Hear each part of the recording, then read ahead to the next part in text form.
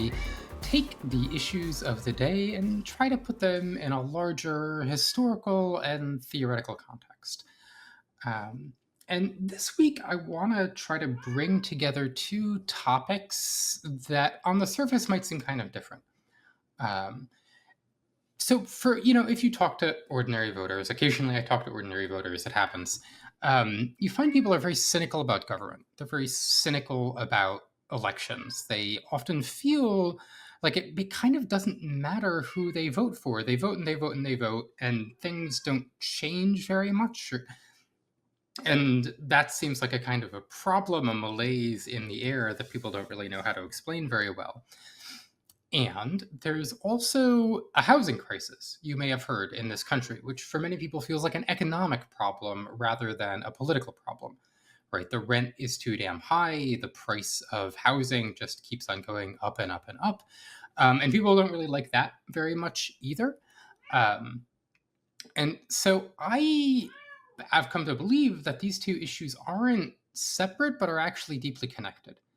Um, and so I thought I would have on the podcast this week Ned Resnikoff, who is an urban policy analyst and consultant, who's written about the intersection between our political dysfunction and our housing and other things, our land use dysfunction.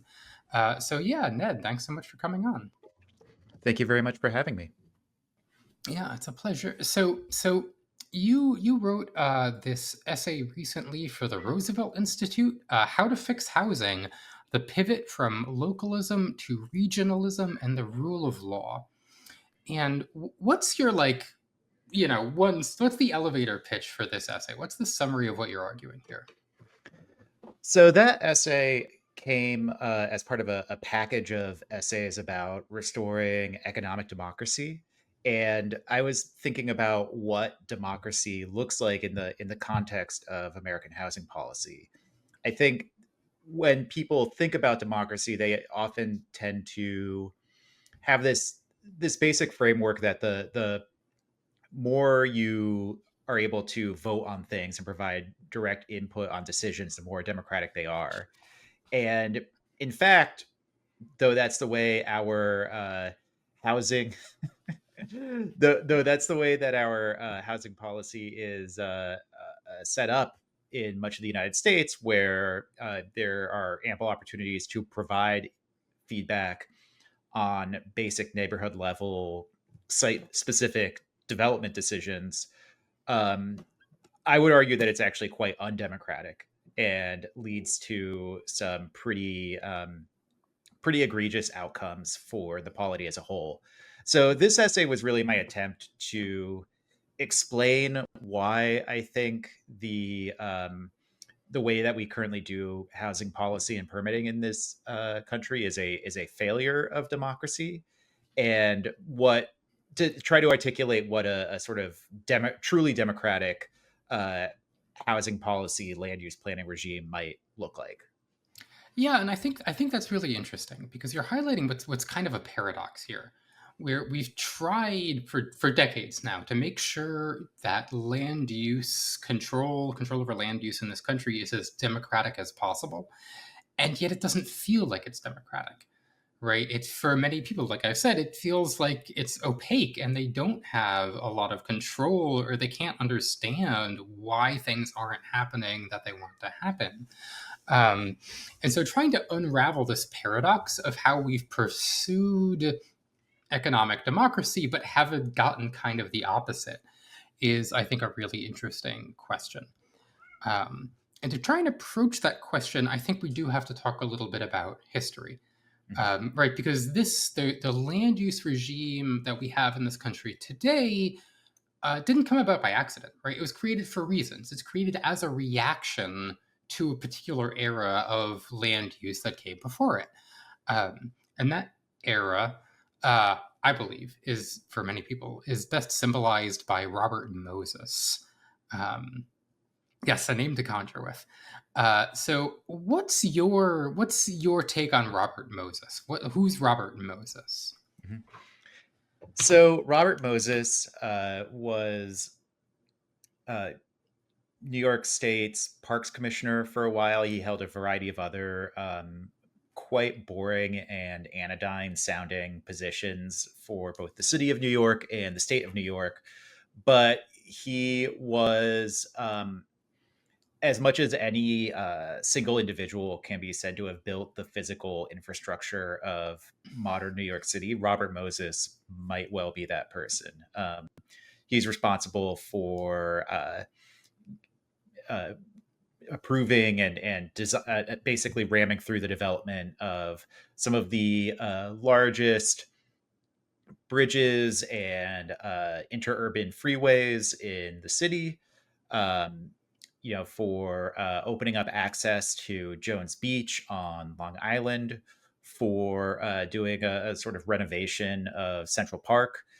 So he really did build the city to a great extent, and of course is the subject of Robert Cairo's masterful biography, The Power Broker.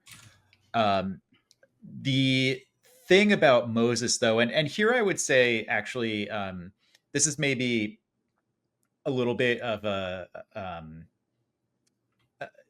weakness of the frame that Cairo takes to approaching the character of Moses, because he talks about Moses as very much an individual instead of someone who sits at the intersection of these larger forces. And in a way, what Moses was doing was the most extreme example of what was happening in virtually every major city in the country at the time, which was this massive expansion of interurban freeways, urban renewal projects that destroyed tens of thousands, maybe hundreds of thousands of units of housing, predominantly in working class black and brown neighborhoods. Hmm. And so, you know, I think it can be a little bit uh, we need to be cautious not to overstate too much the impact that this had on the sort of localism, the move toward localism in urban planning and land use, because that tradition of localism in some ways goes back hundreds of years to the pre-revolutionary era. But it's certainly true that there was a significant and justified backlash to this that I think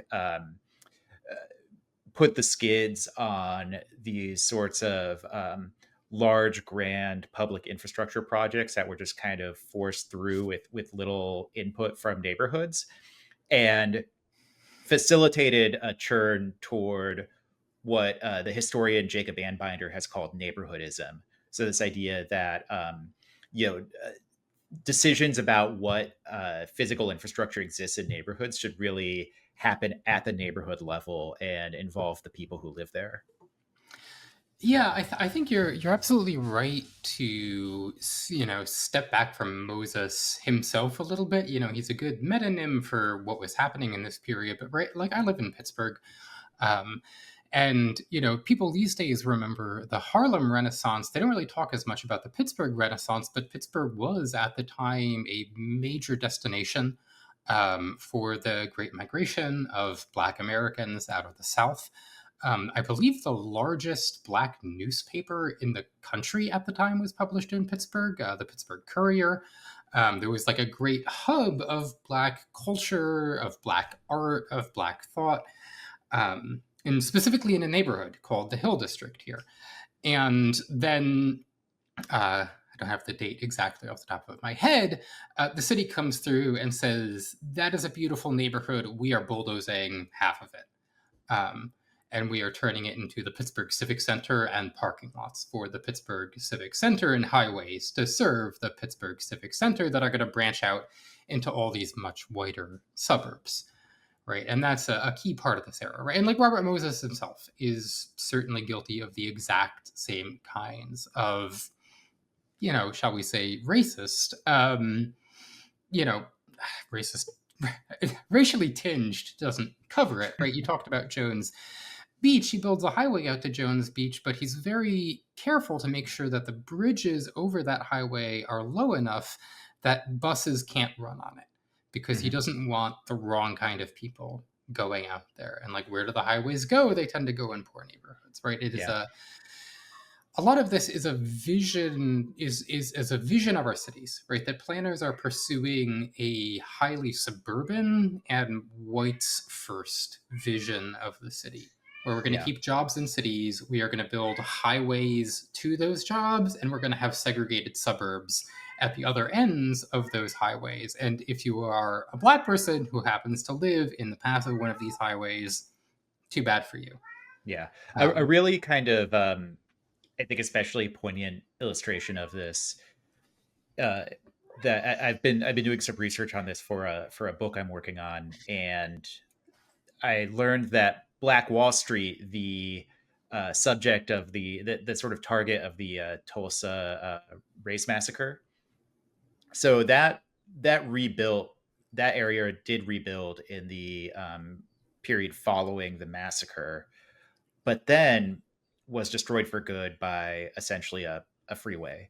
Urban renewal is what actually killed Black Wall Street in Tulsa for good.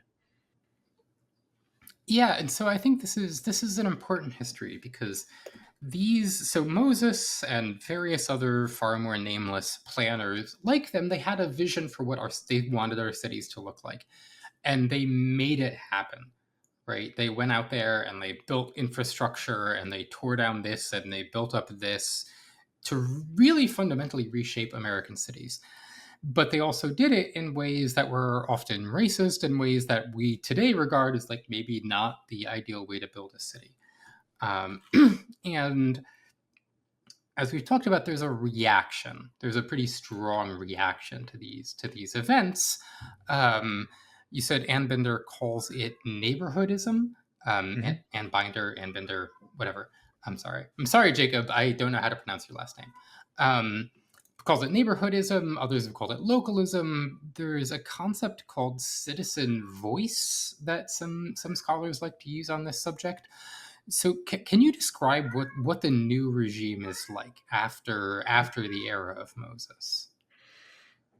Yeah, well, you can kind of see the difference between the two by thinking about the difference between how, for example, a an interurban freeway was built and approved during the urban renewal era, and compare it to something much less ambitious being built in your own backyard. Say, compare that massive freeway to a duplex. Um, and there are cities where this is not the case. There are many cities that rely on what's called a by right or ministerial process, which means that if you have a proposal for a development project that complies with the local zoning and with the local building codes and design standards and everything, then you can go ahead and build it. That it's sort of a kind of objective bureaucratic procedure to get the necessary entitlement. But many places have what is called, in contrast to a ministerial process, a discretionary approval process, which means that if you want to build that duplex, even if it complies with all of the underlying rules and regulations, you still need approval from the local city council or planning commission or whatever administrative appointed or elected body that decides on those entitlements. And typically there's also a public comment process. So all of your neighbors can come up to a public meeting and get it a line and speak into the microphone for 2 minutes about why they don't want you to build your duplex. And then the officials, the planning commissioners or the city councilors, they have really broad latitude to disapprove the project. Again, even if under a ministerial process, it would clearly be a shoe in.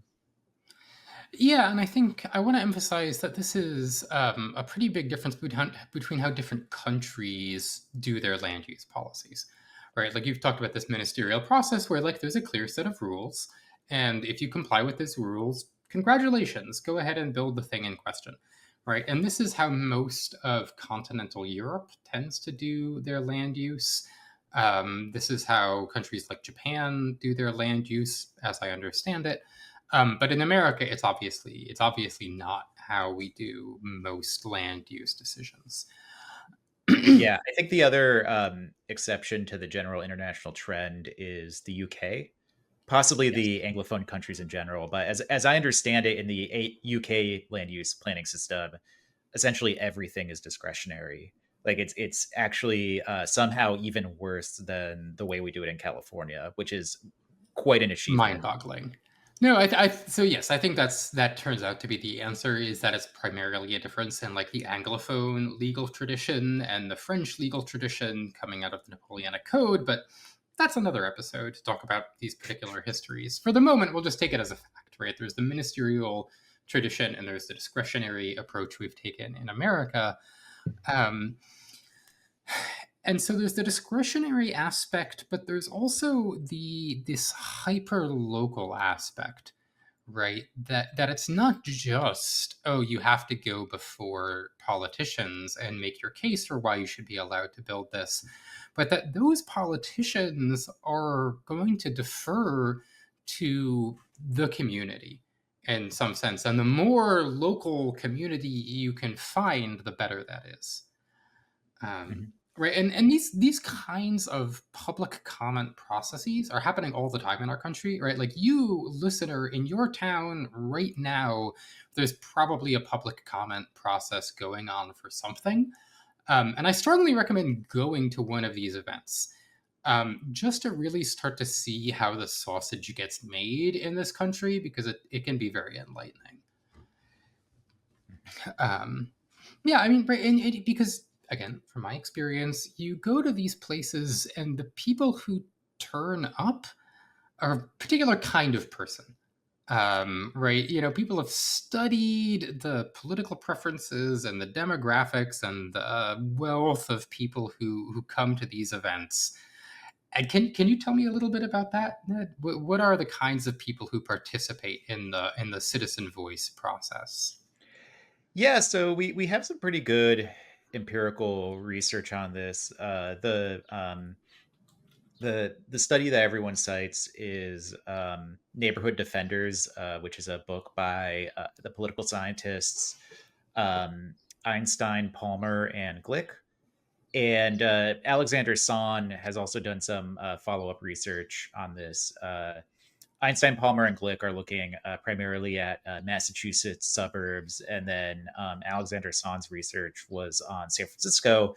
And in both cases, you get a pretty similar result, which is that the people who tend to show up to deliver public comment in these sort of planning meetings tend to be older than the general population. They are disproportionately white. They're disproportionately male, and they're disproportionately homeowners. And all of these traits also, unsurprisingly, correlate with the people who are showing up tend to be much more strongly opposed to the production of new housing in their neighborhoods. Um, and again, this is a finding that seems to bear out in a variety of different contexts.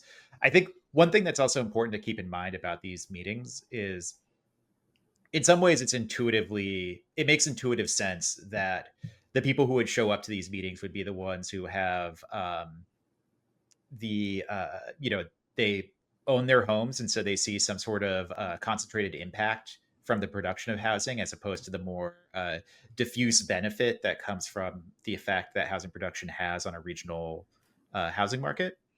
um, they because they're older, they don't necessarily work full time or have young kids, and so it's easier for them to make these meetings. Um, and then also because they tend to be more affluent, they're more highly educated, probably a, a bit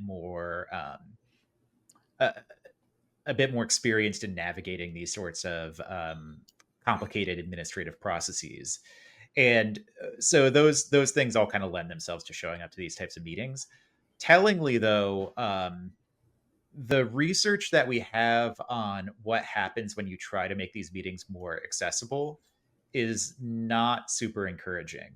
So when during the COVID-19 lockdown, you had a lot of these meetings moving to Zoom. And then, when there have been other experiments with, well, what if we offer childcare at these meetings? Um, in those cases, it doesn't look like these sorts of interventions are able to substantially change the composition of who's showing up to these meetings. Yeah, and I think that's important, and it kind of gets to what you talked about in terms of education and resources that enable you to navigate the political system, right? That these things are they're publicized, they're all publicized, but not like necessarily what we'd call well publicized, right? Like actually figuring out, is something happening and where is it happening and how do I show up to that? That's like a burden, right? That's a burden of political engagement. Understanding that they are important, that they matter, to be committed to, like, yeah, I'm going to show up to this one and all of the three following events in the series that this organization is running. Right, that's a burden. And the people who tend to show up are the ones who, like you say, are committed in a particular way, have wealth, have resources to navigate these kinds of systems. Um, and so I think that's kind of an important thing to keep in mind when answering the next question that I have for you, which is, did this system of localism solve the Robert Moses problem? Uh, Not particularly. um, Okay. I mean, in a sense, yes. I mean, it did create more bulwarks against massive redevelopment projects that could upend entire neighborhoods. But if you just kind of look around the country right now, urban freeway expansions are still happening all the time, and still pretty frequently destroying housing or making housing functionally unlivable because all of a sudden you're right next to a multi-decker freeway. Um, there's a great book about this by Megan. I'm blanking on her last name, but it's called City Limits, and it's about contemporary urban freeway expansions in Texas and the effort to push back on them. And it's shocking how many of these things are still getting built and widened constantly, despite the evidence that we have on widening is that doesn't actually reduce congestion in the long term. Um, that's Texas, but even in California and Oregon and elsewhere, you see this sort of thing going on. So I would say that the sort of churn toward neighborhoodism has had a pretty uneven impact, and the benefit that the group that it most directly benefits has turned out to be affluent homeowners who are able to use these tools very effectively to prevent their neighborhoods from becoming denser. Yeah, and I do want to dwell on that, right? Because there's this idea, right? In order to prevent these kinds of damaging, harmful infrastructure projects, we are going to give every single neighborhood a veto in, every single community a veto to stop bad things from happening to them. But then it turns out that, like, access to those veto points is, as we've talked about, pretty unequally distributed, right? The ability to organize, to understand the process, to commit to it long term, to, like, found your own little organization and show up and say, hi, I'm the representative of the melon orchard, community association. That is just like me and my five friends, but it sounds better, right? It sounds better when you show up at a community meeting like this, right? All this stuff adds up to kind of bring us back to these inequities of wealth and power Hmm. and race in many cases, right? Yeah, it also creates really uh, difficult pressures on neighborhoods where you don't have those sorts of resources. Um, in the case of an urban freeway expansion, there's an easy solution to the problem of, well, what do we do instead of building this freeway here, which is just don't expand the fucking freeway.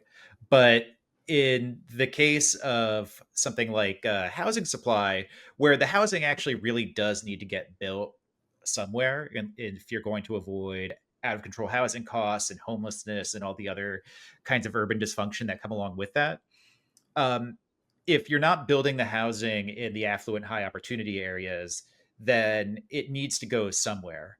And this is, I think what people typically understand as gentrification, where a particular neighborhood that was maybe formerly a working class neighborhood is getting more expensive, and there are all these multifamily new buildings going up.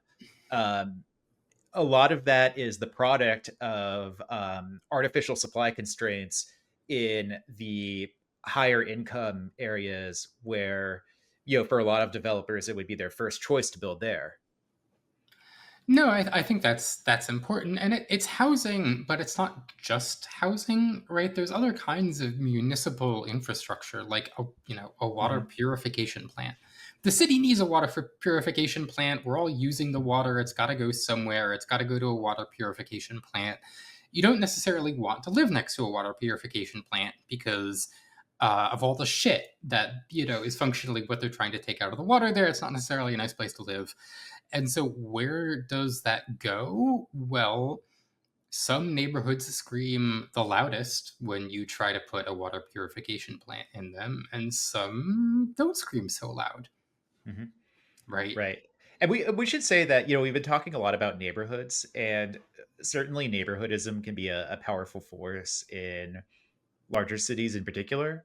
But Hmm. it's also a function of municipal fragmentation too. It's not just the neighborhoods kind of jockeying to keep out housing, but it's also the fact that in our large metro areas, we've basically engineered a series of massive collective action problems from the fact that there are all these outlying suburbs and micro jurisdictions around every major city that benefit from access to the city's labor market and urban amenities, but are able to say we don't want to do anything to contribute to the actual planning needs that allow a city to function. No, I think that's right. And to me, this is probably the most fundamental, most important problem with neighborhoodism, is that sure there are some local issues, right? But a lot of these so-called local issues inevitably have an impact on the larger metropolitan area, right? If you do not build more housing in the highest demand areas, where is that demand going to go? The next neighborhood over. And we've all seen this process happen, right? The jobs market of most major, metropolitan areas, it's just one jobs market. And everybody kind of knows. They're not like looking at where the city limits technically go on the map to decide where to work. They just, they look around the metropolitan area to try and find a job. Right? Water infrastructure, power infrastructure, transportation infrastructure. We are all connected, right, by all of these problems. But what localism has done is completely distort our view of these problems and create, like you say, a collective action problem where you in your tiny little pinhole view of the world that's only looking at your neighborhood, you say, look at all these costs, look at all this construction, look at all these things that I don't like, and you have control over whether it gets built. And who cares about the larger impact, the larger benefits that building all that stuff is going to bring to your overall metropolitan area? Mhm.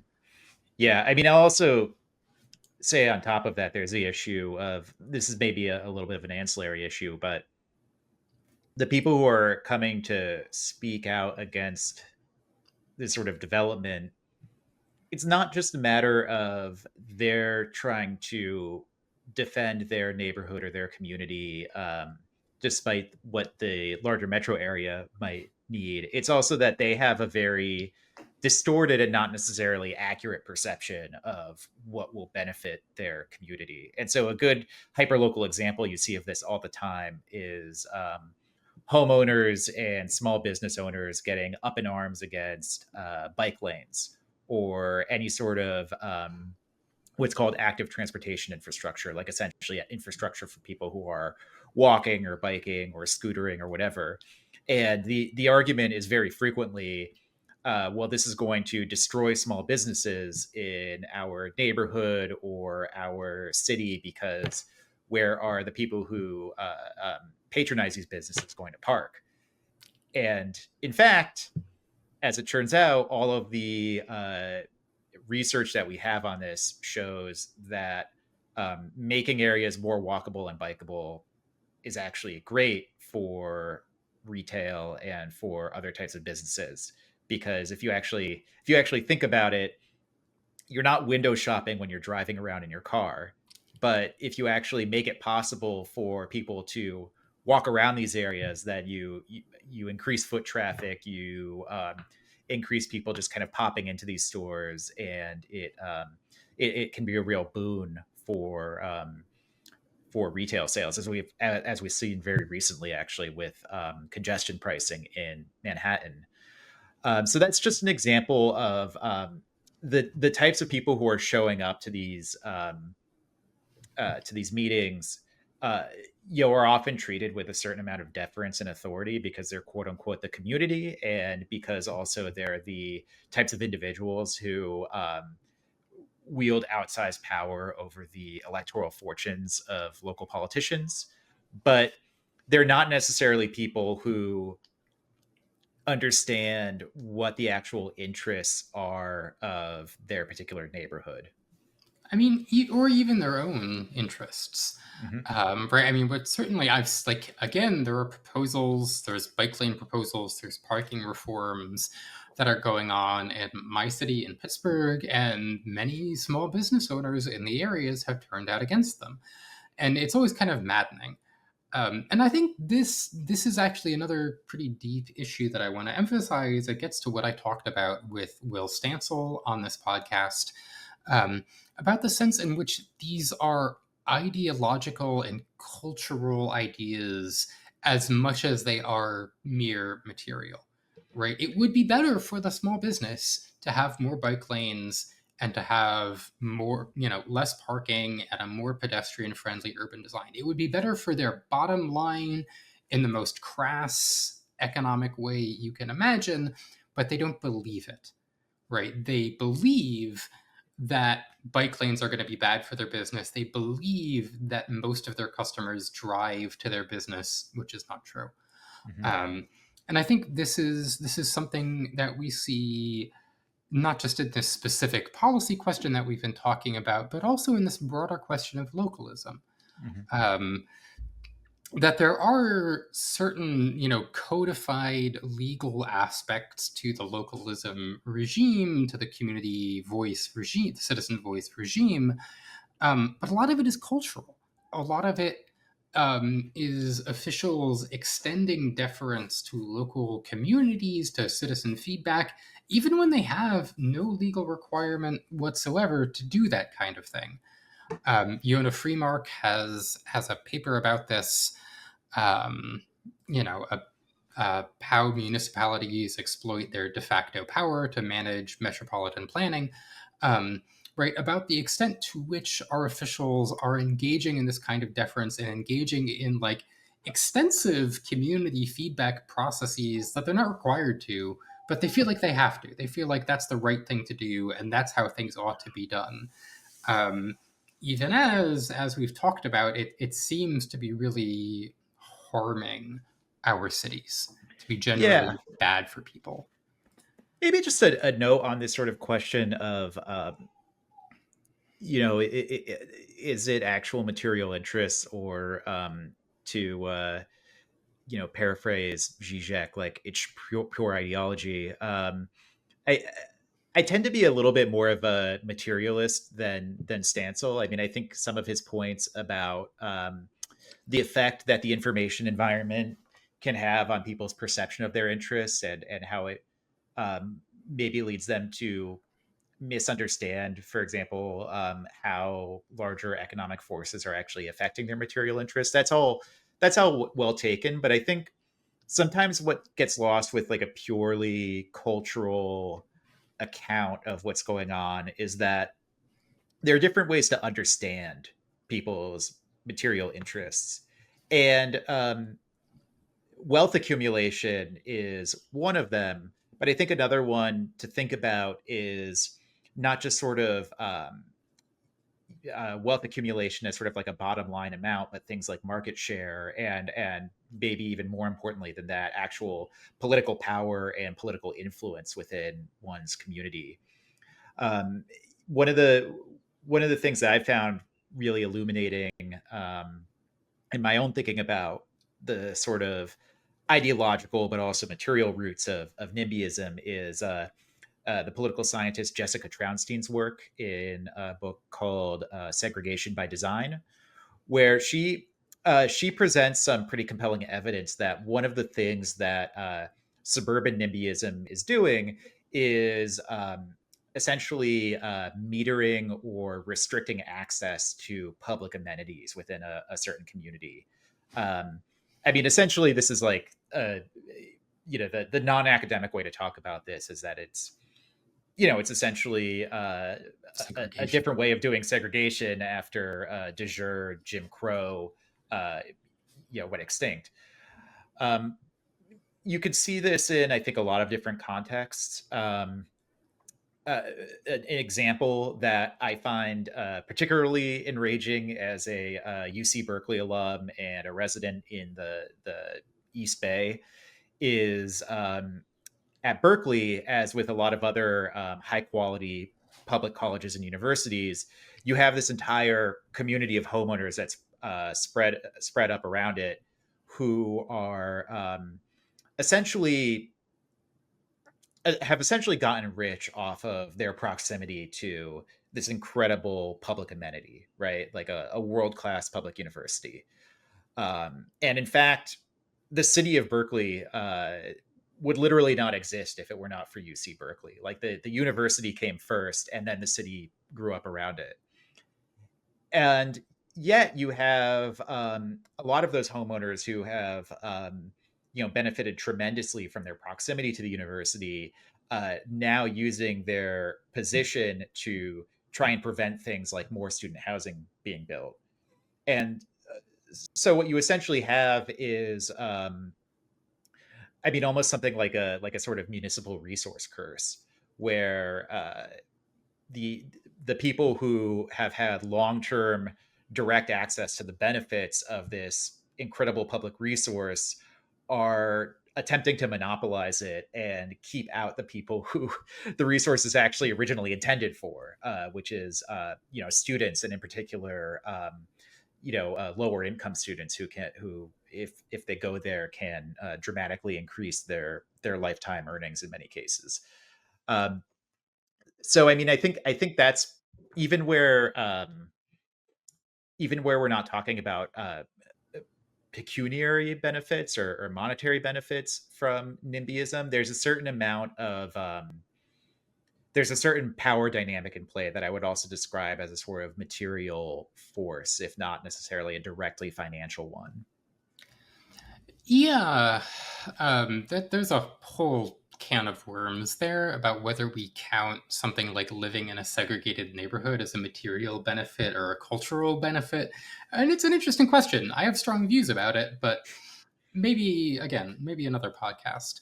Um, but I do want to focus on on this idea that it kind of brings us back to a collective action problem, right? It's this idea that people are saying, okay, well, I live in this neighborhood and it's becoming very valuable, but I got to stop more construction in this neighborhood. That'll increase my own home price.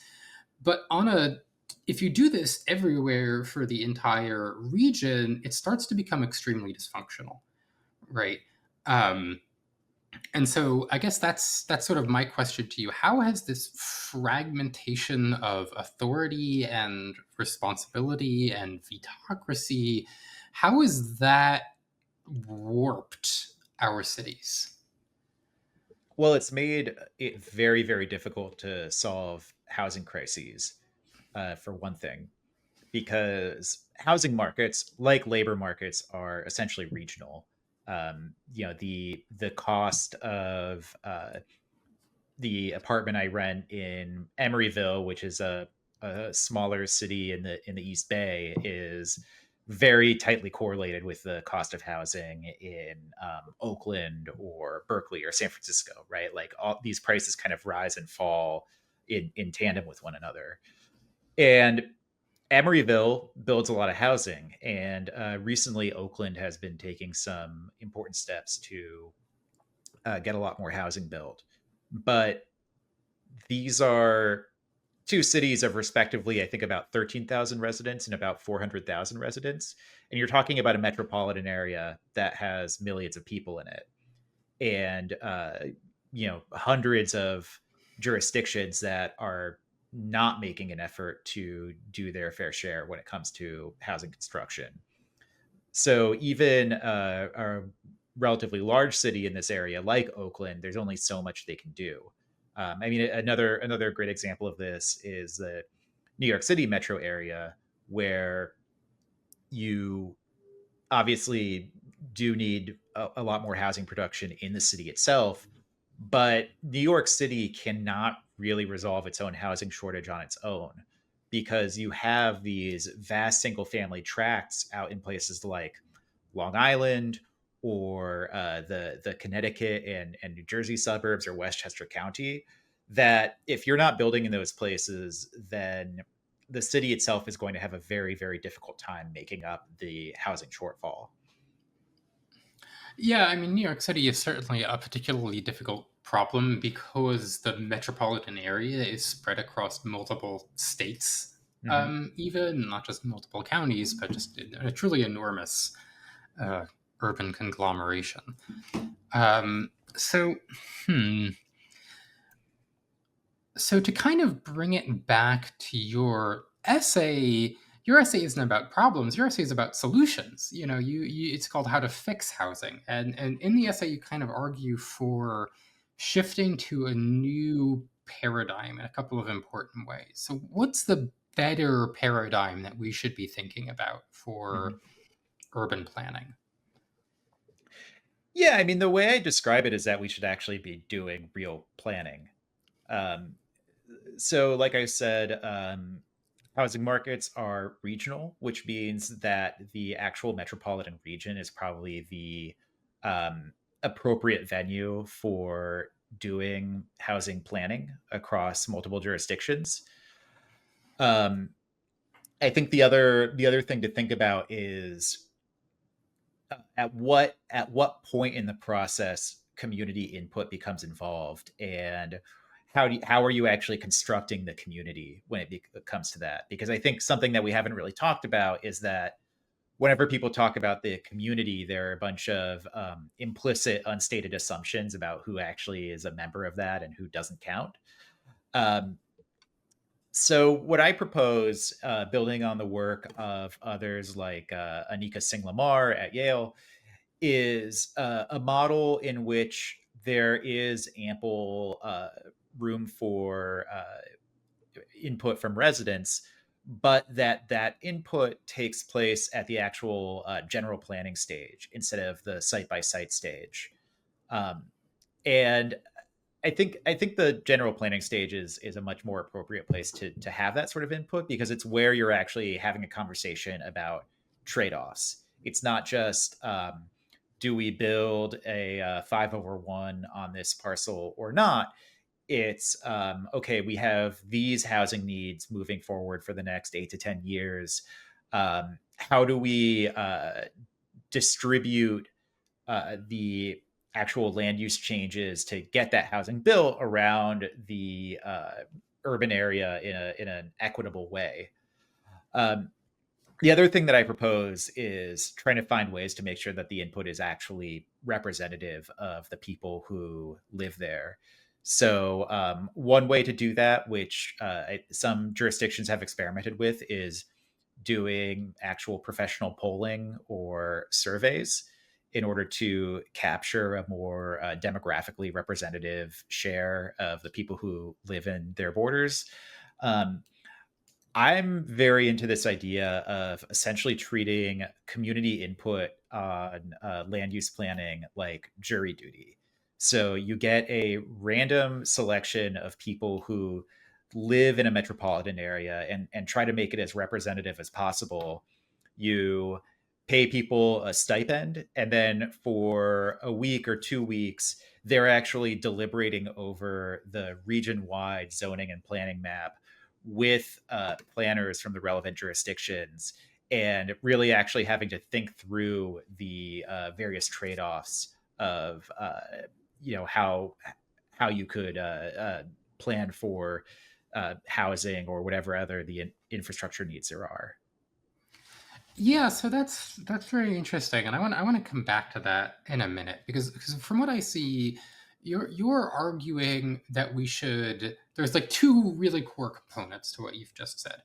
And number one is we've got to zoom out, right? We can't be trying to make decisions on, again, decisions through a pinhole. You have to see a metropolitan area, a large urban area, and the suburbs that are all there because the urban area is there, the whole urban conglomeration as one unit, right? Alan Berteau has this line that cities are labor markets, right? They are about production. And like that's the thing that knits them all together and makes all of these problems interconnected in a very deep way. And so we have to actually make planning decisions at the organically natural level for it, which is not block by block, but again, metropolitan area by metropolitan area.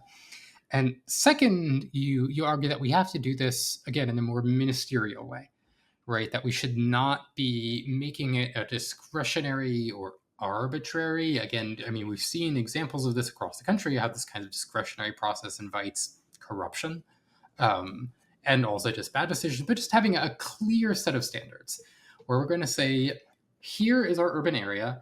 Here are the things that we want to achieve to make everybody's lives better. And here's like the clear list of rules that you, builder, can follow when you're making, new housing or you're making a new commercial space or whatever it is. Right, to just make things intelligible to people, to make the process simple and straightforward, but also, and I guess this cycles back to like, well, how do you make sure that that's all democratic, right? How do you make sure we don't wind up back in Robert Moses land?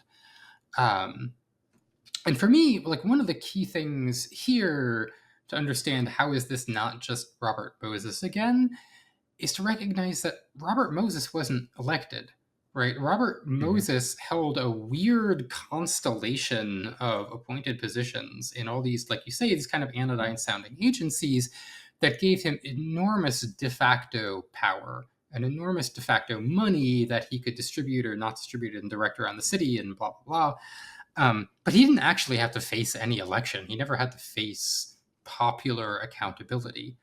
Um, and similarly, when we look at urban renewal projects around the country, a lot of the most famous ones are happening in the 50s and 60s when, explicit Jim Crow segregation was still the law of the land, when disenfranchisement of Black Americans was very thoroughgoing, right? When people are just already shut out of the political process.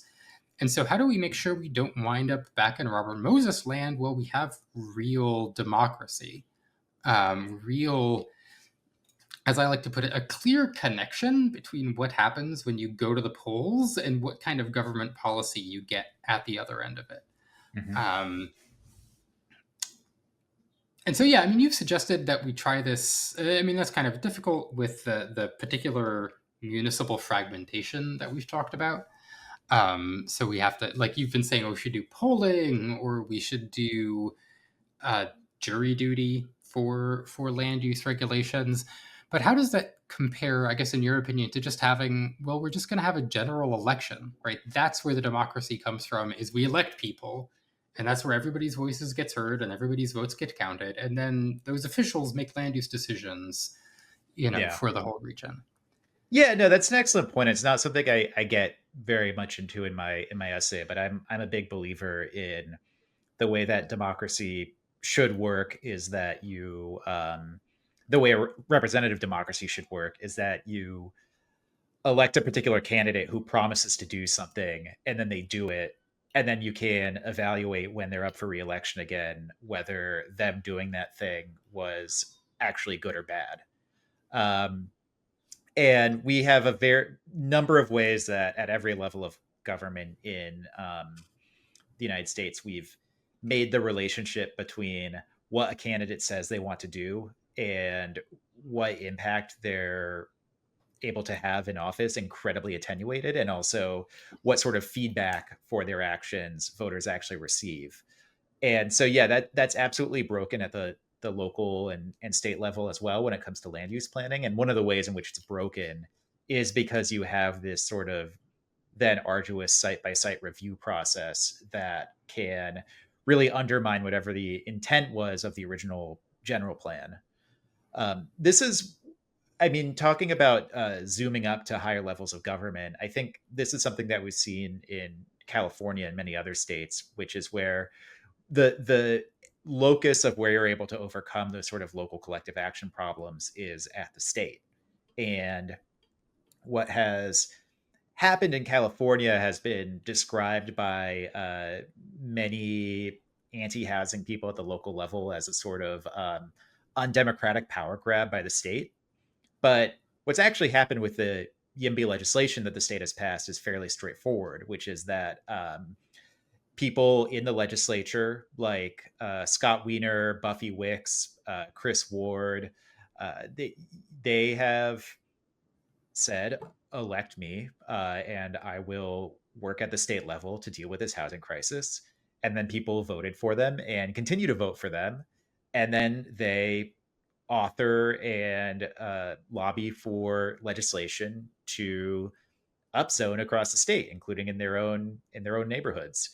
Um, and that is democracy. That is much more democratic than what's actually happening at the local level, where when state pro housing laws are passed, particularly affluent, entrenched interests in particular cities try to figure out ways to subvert these laws that were passed by democratically elected representatives of the state and not just their particular neighborhood. No, and I think I kind of want to dwell on this idea that something's broken down in our system, and this gets back to the kind of cynicism people have about government, where again they go out and they vote and they want something to happen, and the candidate promises it's going to happen, and then it doesn't, and they can't understand why, right? And I think this has exerted a profoundly corrupting influence on our political system. It's made people cynical, but it's also warped incentives for politicians, where politicians understand it's going to be pretty tough to get a lot of stuff done, in material terms. But on the other hand, I can really, play the hits when it comes to things that I can't do anything about. I can't change anything, but I'm going to, again, one of my personal bugbears is when I have candidates for city council in my district who are coming to me talking about their stances on abortion and on climate change and on foreign policy. And like, those things are all really great and important. And you, as a city councilor, have absolutely no impact on them. You have absolutely no impact on them. So why are you talking to me about it? Right. And so I think that this fragmentation of responsibility, the fragmentation of accountability, that citizen voice, that localism has given us, it promised democracy, but it has not delivered democracy. It has not delivered functional democratic control over public policy. Mhm. It's delivered a system where people don't know what they're voting for and they aren't getting it and they don't understand why. And we can see the evidence of that dysfunction all around us Mhm. at this point, frankly. So this might be the obligatory part of the interview where I talk about Theta Scotch Bowl and diminished democracy. Go Um, for it. if you engage me in a conversation on these issues for long enough, then inevitably I'm either going to bring up Theta Scotchpole or Francis Fukuyama. But it's Scotchpole's turn. uh, I think one of the things that we've learned from her scholarship is the role that membership based organizations like labor unions, local chambers of commerce, organized religious bodies played in the sort of structuring of a robust local and even federal democracy, and how the gradual hollowing out of all those institutions has led to much more dysfunctional government at basically every level. And I think housing policy is one of the places where you can definitely see that, in part because the only institutions that are really left as big local players in housing policy are homeowners associations and neighborhood associations. Um, it, be there's a lot of skepticism, some of it justified, about the older sort of urban growth machine model, but I think it is indisputably true that when you had the local chamber of commerce kind of approaching uh, ci- uh, city planning from a more growth oriented boosterist mindset, um, you did not see these severe housing shortages like you do now. And similarly, I think if you had more robust local labor movements that were more attentive to not just uh, the sort of meat and potatoes of the contracts that they're bargaining for in terms of wages and benefits, but also the relative value of those wages when you take them home, and what the cost of living in a particular area does to what you're negotiating on behalf of your members, then you might start to see something of a more robust local democratic counterweight to the wealthy homeowners lobby. No, and I mean, this is something I kind of wanted to talk about earlier about this question of like self interest and the way that, like, yeah, home equity, it's going up and up, but like, what does it actually buy you when everybody else's housing costs are also going up and up? But again, that's an interesting question, but I'll come back to that another day. Mhm. Um, I Right, want and to how kind of liquid is that actually? Right, I mean, you're the well stored in your house is not particularly liquid. no, not at all. Um, But what I want to kind of emphasize from what you've just said is, in a lot of our discourse today, a lot of people want to present it as if there's this deep and important conflict between free markets and economic democracy or political control or whatever you want to call it. Um, and I think in a well functioning system, these things work together, right? Where like the kind of economic democracy that you're arguing for, regional planning, clear guidelines for what you can build and what you can't build and why and how it's going to benefit everybody, that works hand in hand with a free market where people can look at those guidelines and say, I want to build that, right? And I'm going to, right? As opposed to the kind of system where we have now where, like, do you want to build an apartment buildings? Do you want to be a builder of apartment buildings in your city? You better really know your city councilor, right? Mhm. You better really be well connected and you better have really deep pockets to ride out the litigation, to ride out the community engagement process, to ride out all the bumps in the road between the time when you decide I want to do this project and when you actually complete it and sell it, Yeah, right? yeah, And a again, a better planning process would enable more people to earn a living by producing the kinds of goods and services, especially housing, that we all need. yeah. Um, This gets back to, I think, one of my fundamental frustrations with the way that housing policy is sometimes discussed in intra left debates between like left yimbys and left anti yimbys, where it often gets framed as this question of, well, market forces, good thing or bad thing. And I'm essentially a social democrat in orientation, where my view about this, and part of why I put so much emphasis on planning, is that absolutely markets should be subordinated to democratic control. They are creatures of the state. They are not something that exists prior to the state, and so therefore, in a democratic state, they should be managed in a way that meets the needs of everyone who is a member of the polity. Uh, but they can be useful. I mean, They can be really useful. they actually, like, markets can, when designed correctly, and when designed correctly is kind of the whole thing. They can provide useful signals about demand for certain things, about just what uh, what actually we need to be producing more of, what are people's preferences, and we can use those sorts of tools to make sure that everyone gets housing. Again, it's not the only thing. Like, market mechanisms are not going to allow us to house people at the very low end of the income spectrum. And so there's a massive role for the state in actually ensuring that everyone has housing. But if we if we simply say, like, we're going to so, we're going to subordinate every single decision about what gets built to some sort of plebiscite, then we're going to end up with a very, very perverse set of consequences. Yes. No, I agree with a lot of what you said. Don't agree with all of it.